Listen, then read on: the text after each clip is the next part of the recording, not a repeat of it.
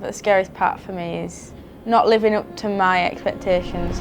Because I feel like my expectations of myself are much higher than what other people would expect. But yeah, that's just how I cope with things.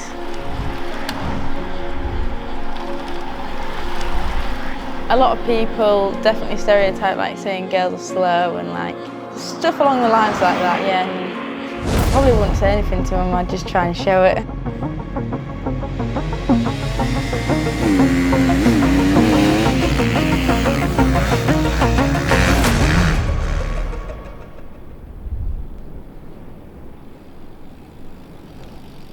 I was riding a quad bike at about 2, and then we got a little motorbike, and then I just started when I was about 5 or 6.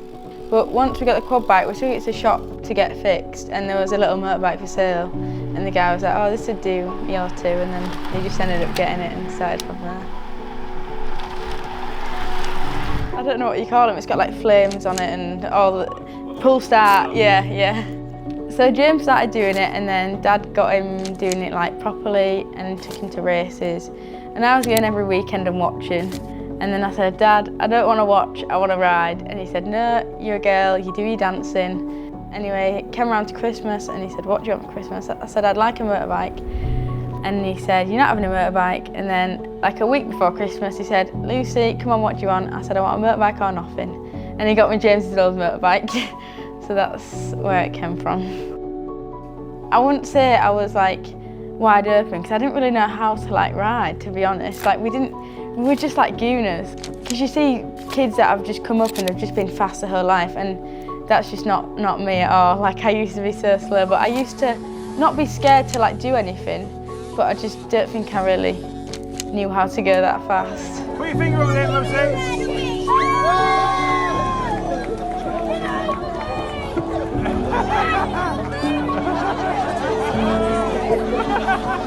You go to races and you're doing it for fun, and then you get to a point where you think, I want to take this like further, I want to like be good, and I want to beat my friend, or I want to get inside the top 10 or anything like that. And I think that's when we really started to like build up the amount of times we rode and stuff.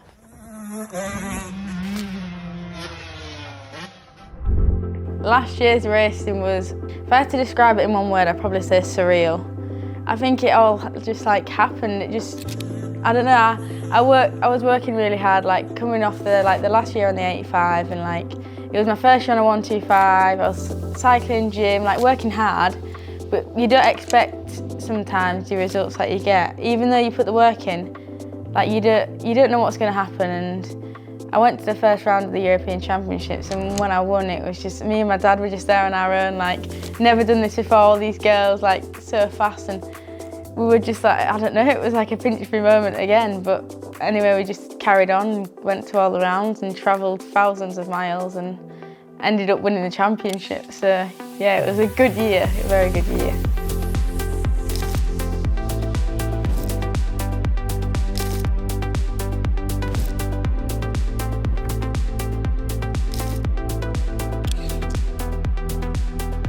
At the British at Monster Mountain, I'd won the European Championships and we were just going because my brother was doing it. He ended up crashing before, so it was just me there. And I just went out, bit of fun, just right, I've done what I needed to do, just enjoying the last few races. And I ended up leading the weekend on the Saturday night. So I was going into Sunday, like leading this British Championship round with all the boys, and I'm just thinking, well, this would top the year off, wouldn't it? And then the first race of Sunday had a bit of a shitter, and then it rained, and I loved the rain, and then I rode really well in the last race. And if I passed the person that was in front of me I was about to pass him on the last corner, I didn't make it, but if I did, I would have won overall, but I still got third. That was the first time a girl had ever got on the podium at the British Championship, so that was pretty cool, to be fair.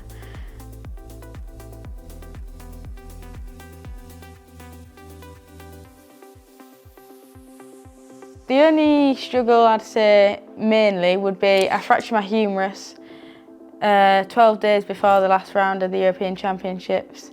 So I was up in Scotland racing and I fractured it, and I knew straight away that was not great. And when I found out, I was absolutely gutted. But I knew I was going. I had a 37-point lead, so I just had to get top 5 in the first race, and then it was done. And I won qualifying race, and I won the race. And I was like, what is going on? I literally got taped to the shoulder, and it just, I don't know. We just sent it, and it happened.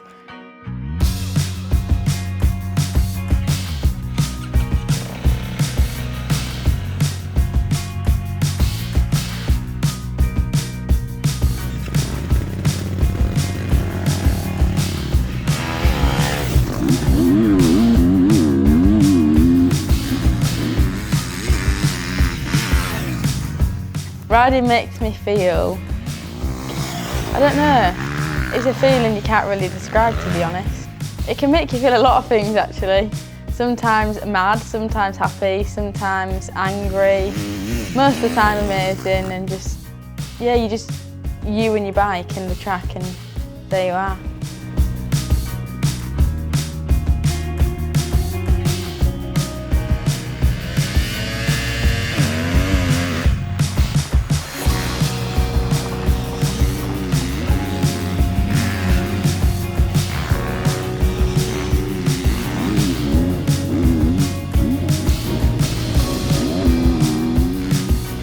$100,000,000,000,000,000%. I'm 100% living my dream.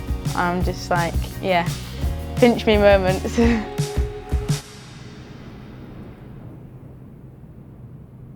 I feel it's really, really important to train. As at one level it's okay if you're doing it for fun, but then if you want to be keeping with the top people in the world, it's not possible without training off the bike.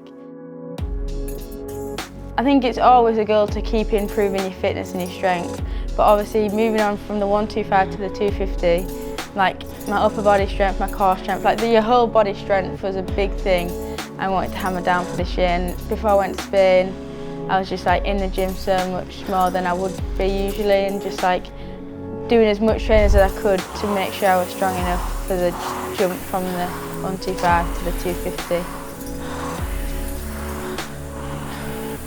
I went through a phase of like trying to overtrain, and sometimes you've got to realise that you're training, you've got to do it, but if you do too much of it, you don't allow your body to recover, and it can go down before it goes up.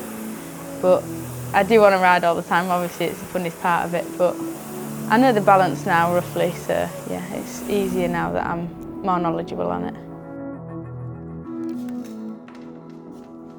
In the gym you get a feeling of like, I don't know, you're like pumping it up, and like you get to see your new PBs. It's easy to keep track of like the weights you're lifting, and you can see what you need to improve on. But then out cycling in Spain in the mountains doesn't compare to anything, because, well, it doesn't feel like training. You just like, it's incredible. In Spain with Brian, so we did 2 boot camps, which are like intense camps, and then we did 1 open camp, which is not as intense, but it's still, we get to spend time with him, which we need, because we don't see him as much as you would usually, but when we do see him, it's just the best sort of time. And the boot camps consist of cycling, training, like 2 days on your bike, like your motocross bike, and then 1 day off. And the day off you're cycling back from the track, all that sort of stuff, go in the gym on your day off. Obviously the open camp is a bit more relaxed, but it still is the same sort of structure. I would definitely say Brian's not strict but firm, like he can have a joke with us, and then when we need, like he needs to tell us like be patient, or you're not doing as well as you could do. He tells us, like it's not like, oh, you just shouted at me. It's like, it's just perfect, a perfect balance. A regular day in the life for me would be to get up, I go cycling on the morning, or indoors or outdoors. I put my pony out, I go to school. If I've got school in the afternoon or whatever, it varies. And then afternoon I'll go in the gym, do my pony as well. And then on a night I stretch, flexibility, and then go to bed, get ready for the next day. Like now I know like I can't win unless I train. Like fair enough, I could win a club race without training, but now I know if I don't get up on a morning, I miss 1 training session, I'm going to be, if I don't do well, I'm going to be like, well, that's because I didn't do that. So if I do everything I know I can do and put all the effort in I know I can do, I've got nothing to blame anything doesn't happen. Going to school and being a motocross rider compared to other people is a weird thing really, because 99% of the people there don't understand. Like my best friend, she understands because she's been around the house, she sees how hard I work, but everyone apart from her, they don't realise how much you dedicate your life, and sometimes people can make little silly comments and in your head you're just thinking like, you twat. But yeah, people definitely don't understand.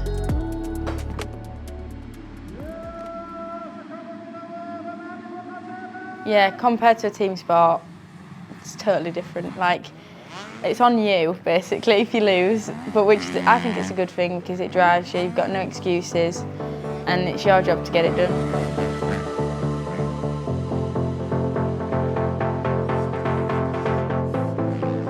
To win a race, it feels incredible, relieving, because all the hard work's paid off. It just gives you more motivation to do it again because it's just such a good feeling, amazing, just amazing.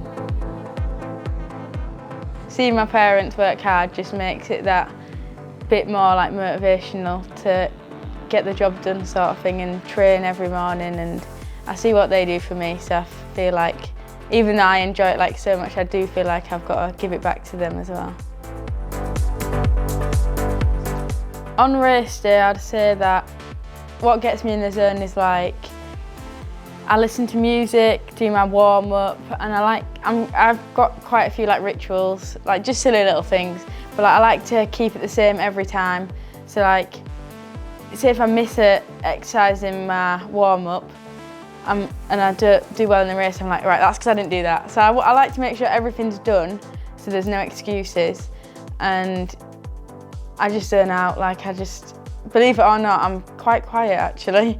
I've ended up being just ready and just thinking about it. Visualisation is a very important thing that Brian taught us to do, and it just, yeah, everyone's got their different ways, but I just think visualisation is really, really important. On the start line at a European round or World Championship round, you've got thousands of people watching, you've got the best riders on the line with you, one of the best tracks in the world, and you just sat there waiting for your race, thinking about all the hard work you've done. It just feels surreal. If I'm going into a race and I'm nervous, I tell myself I've worked to be here and I put in as much work as these people, if not more. So why do I deserve it? And I just dig deep most of the time.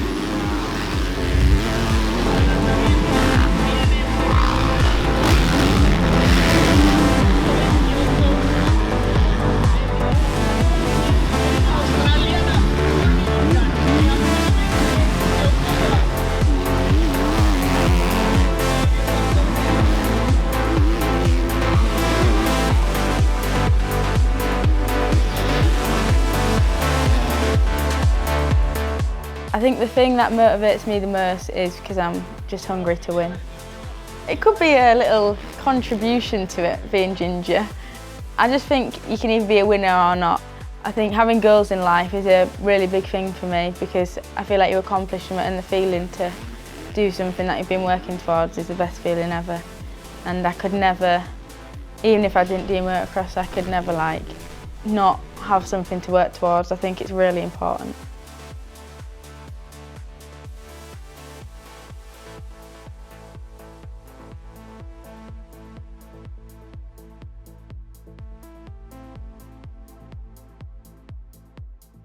I don't like to blame other people. I mainly just get mad at myself really for not, because I know how well I can do and I know that I've put the work in. So if I'm not putting it together on the track, I'm questioning, what am I doing? As soon as you crash and you know you've injured yourself, how long is this going to take to heal, sort of thing. I've never questioned getting back on my bike. It's always, when can I be back on my bike?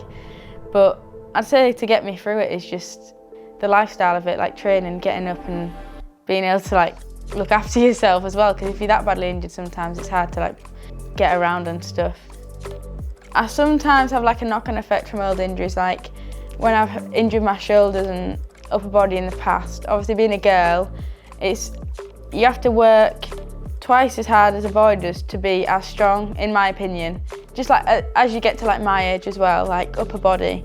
So in the gym I just constantly doing rehab, even though like I'm through that now. I just think it's really important for me to put that bit of extra work in, just to make sure I'm going to be the best I can be.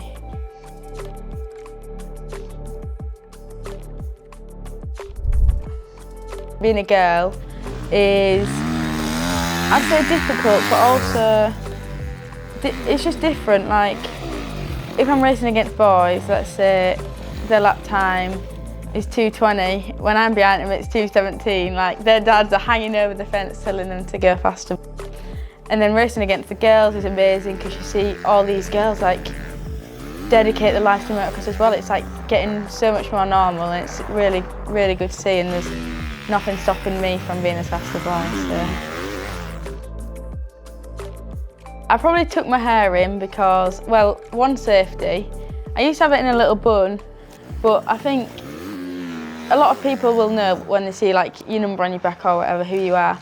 But if they don't, they go, well, like I said, they go faster with a girl. So it can help sometimes if they don't know who you are. It might slow them, well, not slow them down, but keep them at the same pace so they're not trying too hard. I do look up to riders, definitely. I'd say I've got a few favourite riders like I love to watch. There's like Jeffrey Hurlins, because not just his riding style, but I've seen how much he's been through and how determined he is. I like the way he's got his mindset, and he just bounces back. I don't know, it's just incredible. I really like Conrad Muse, I think he's amazing. And yeah, I just look up to any riders who, like, you see certain riders who you know that put that work in and really deserve it. Long-term goals would be, in riding, obviously, to be the best in the world is like definitely what I look towards and stuff like that. But in life, it's just to, sounds cringy, but to like inspire young girls, and like not even just girls, like boys or anyone, to like work hard, and like anyone can make it happen, and yeah, just be a down-to-earth person and be the best version of myself, and hopefully if I even inspire one person, that's brilliant. So.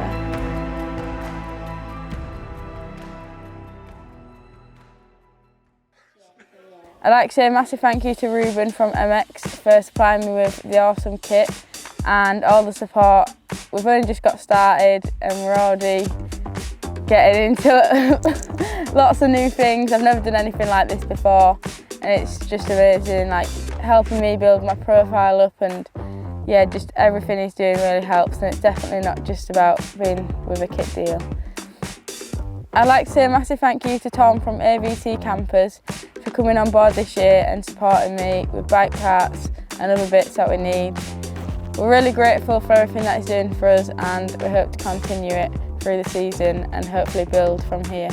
I'd like to say a massive thank you to Ian Bailey from Moto 33 Suspension for all the work he puts in to make sure me and James are both really happy with our bikes.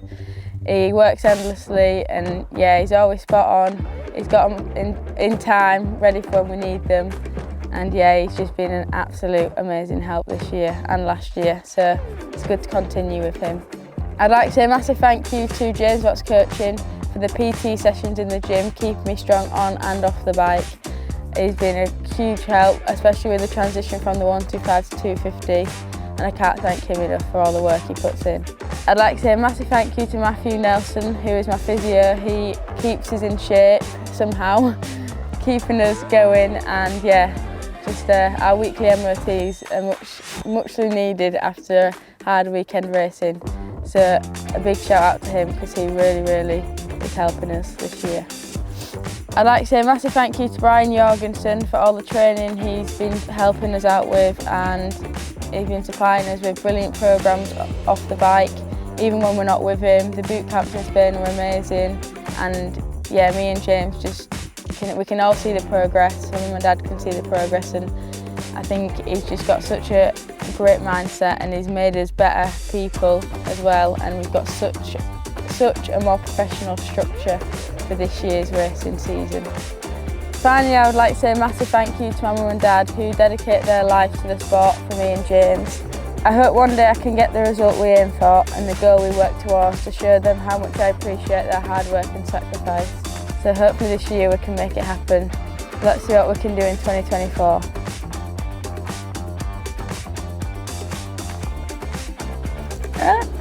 Wait, one more time. I'm sorry, Mum. Fly.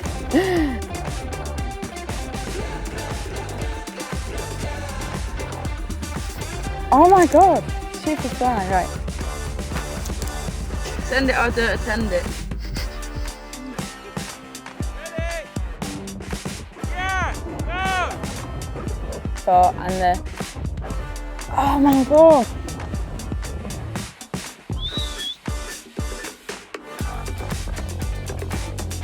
See what? Oh my god, can you cut the end bit out? Go for it!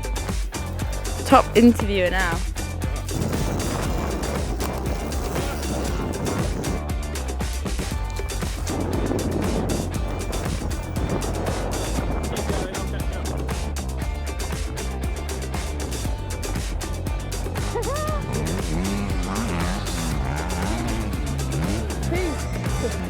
I can't help but look at it.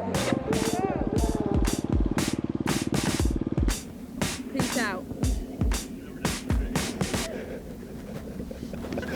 That's made it. That's it.